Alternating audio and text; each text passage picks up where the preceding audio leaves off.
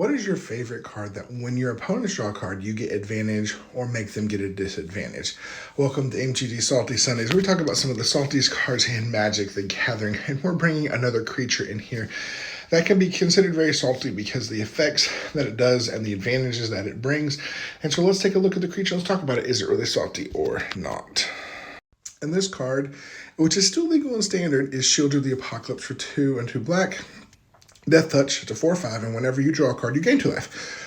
And then whenever an opponent draws a card, they lose 2 life. So this card is very, very annoying on 2 fronts. It's not as easy to kill in certain things. I mean, it does that removal, but the annoying part is the person that has this card now draws and gains a bunch of life. And typically, if we're talking Commander, they're going to play ways to make everyone draw a bunch of cards, so they're gaining a bunch of life, and they're pinging you every time you draw cards. And it's hard, especially if you're trying to find an answer to get rid of it. This card, especially in Standard specifically, and Pioneer, seems to play in Modern, it can be very annoying. It's not too difficult to remove in those formats because it is a 4-mana card. So if you have something leave the battlefield during your turn, Fatal Push gets rid of this in both Pioneer and in Modern. And then it's very easy to remove in Standard as well. So is this card annoying? Yes, it can be annoying. It can do a lot of good things. It can turn advantage.